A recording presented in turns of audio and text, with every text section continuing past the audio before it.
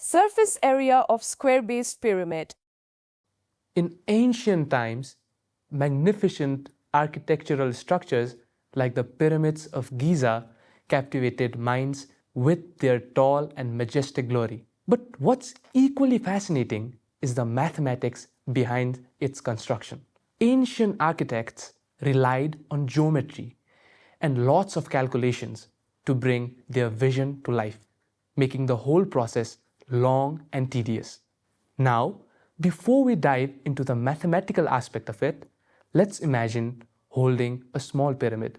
We can feel its smooth triangular faces and the sharp point at the top. Each face of the pyramid holds a clue to understanding its surface area, while the space it occupies reveals the secrets to its volume. So let's embark on this journey of measurement and calculation and unravel the mysteries of pyramids along the way.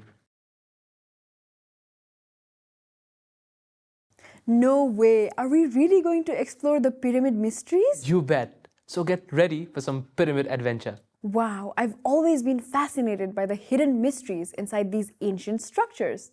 And finally, we get to uncover them. Definitely. We'll uncover the mystery of how these pyramids were made using mathematics and various formulas. Wait, you mean the mathematical mysteries?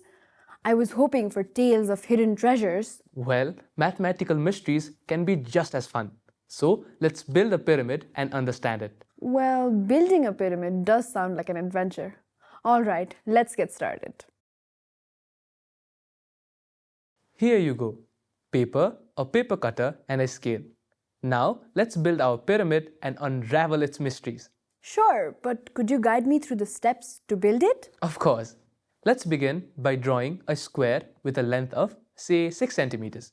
A square has all four sides equal, so 6 centimeters, 6 centimeters, and last one.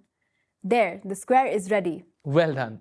Now, with the square as our base, we'll construct the rest of the pyramid using triangles. So I need to make one triangle next. Not just one triangle.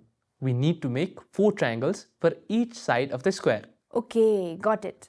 But what about the length of the triangles? What type of triangles are we making? Well, we can use either an equilateral triangle or an isosceles triangle. But for this, let's make 4 equilateral triangles with all sides equal to 6 centimeters. Got it. Just give me a moment to create them. And done! Nice job!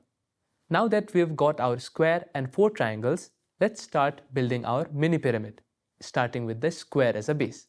So I just placed the square as the base. Done. What's next? Next, let's attach triangles to the square base.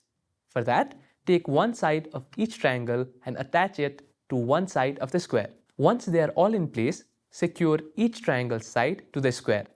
Do this for the other 3 triangles too. When they are all attached, you will have a shape with 4 triangles around a square. Just the last one. And there we go. But how do we make it look like a pyramid now? Let me help you with the last part. Voila! We got a pyramid.